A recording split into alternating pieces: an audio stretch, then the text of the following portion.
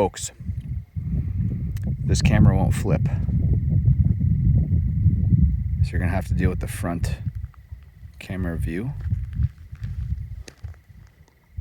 But this is fucking nuts.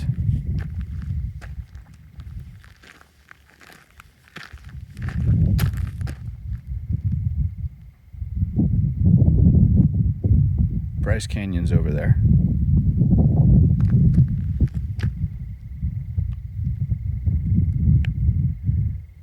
Smithsonian Peak Bluff, I think it's called.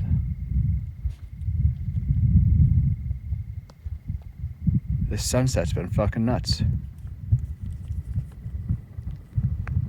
We're coffee talking with a beer. Cheers, happy Veterans Day. Got the camo koozie and everything.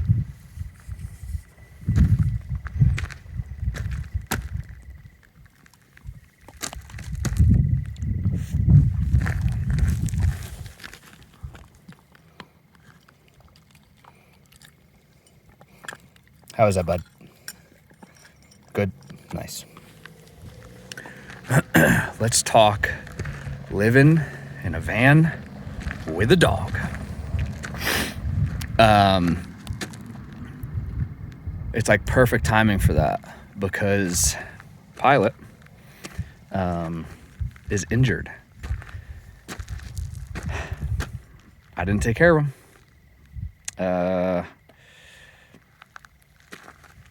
It's not like bad, but it ain't great. He ripped his paw pads. We're in Utah. We're not used to running on like sandstone or doing any activity on sandstone for that matter. Some of them boogers are sharp. And I fucked up. Day one, we hit the ground running. He ran, I biked. And didn't really think of it at all.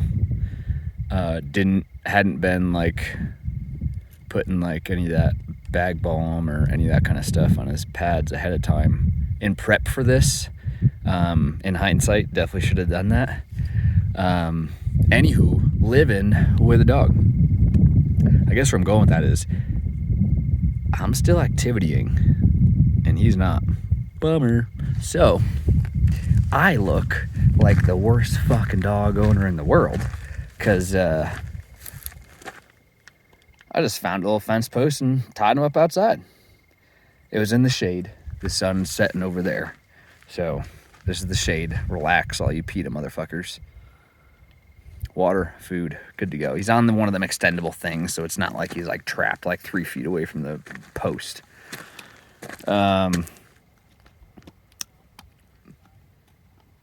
My idea is it's probably far better for him to be outside than cooped up in the van. Like a hot vehicle, man. Like I got the windows open, I got the fans on, but still, you know? I'm not used to my adventure buddy not coming with me. So that's kind of a bummer. But it also sucks for him too, you know? He doesn't hate the van, I don't think. I mean, he chews quite a bit of it up, so maybe he does hate it. I don't know. But that's his house. And tough shit, dude. It's a better life than what he had. He had a broken leg at his last house. Bastards. Don't really know how it happened. He got shipped in from a village in Alaska, and I got conned into puppy sitting, and yeah, here we are. He sat on my lap. What was I gonna do? Oh, you son of a bee. He got one of the tines off the antler off. Good on him. So what do I do when I can't tie him up? Well, I leave him in the van. He bakes in the front seat, even though I have the curtain drawn. It's definitely cooler in back with obviously the curtains drawn and both fans on. I get one of them suckers bringing air in and the other one sucking air out on full blast. It gets a pretty decent breeze in there. So it's not the end of the world. He's done it. I don't know. I feel like he's an outside dog. He'd probably rather be freaking outside. Yeah. Some of the other things you don't really think about when you're van lifing with a dog is like going to the bathroom. So I've heard a decent amount of dogs will get like one spot in their yard that they just like go to, or like a general vicinity. He don't have that. So sometimes it takes him like 15, 20 minutes find a spot to go. And I'm just like kind of jealous. Like, I wish I could have shit on the ground. I mean, gotta go. Okay. Oop. Here we are.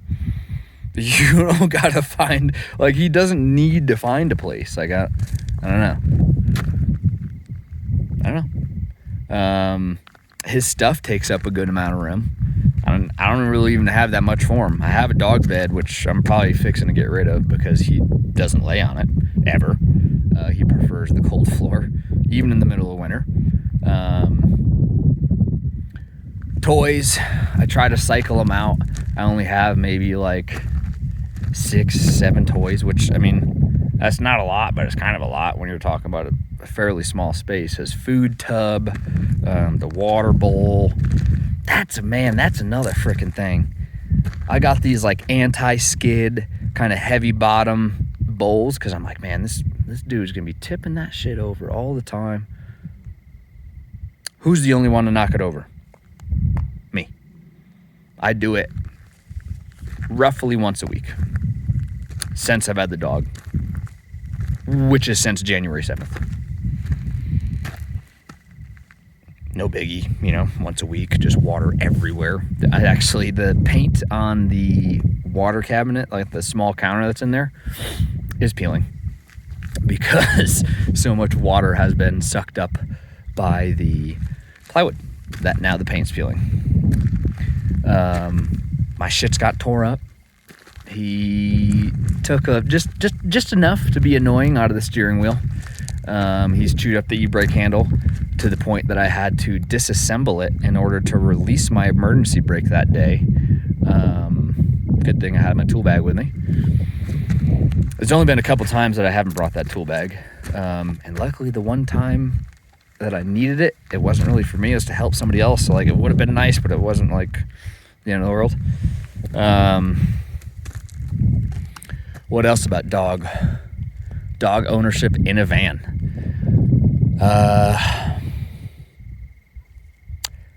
I pick his shit up all the time because I'm not a piece of shit. And sometimes that stuff comes inside with me.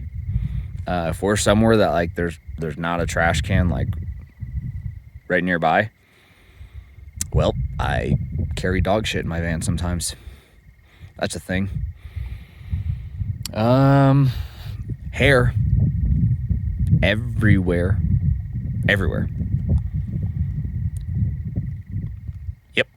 It's probably no different than if you have a dog and you like take him in your car, but I've never had that. But now imagine the flying fur in your house, like it's airborne. And I don't have rear windows to kind of like, oh, I'm going to open one front window and one rear window and hopefully it'll just like, like exit. Nope, it goes right into the back, into the kitchen, into the closet, under my bed. Yeah. It's kind of fun though, because now I look way, way less crazy. I mean, I'm talking to my dog, you know? Solid scapegoat for that. Yeah, and other than that, it's freaking awesome having a little companion. I was kind of like going on the negative sides of things. It's pretty awesome. He's fun. Hey, don't eat that. I'm trying to eat the damn antler pieces. That ain't no good for your stomach. He's pretty fun. Oh, bud. We do all kinds of stuff together.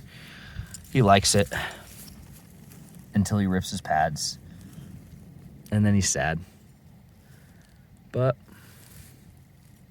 yeah, it's pretty freaking awesome. And I think that's all I got to say about that. Cheers.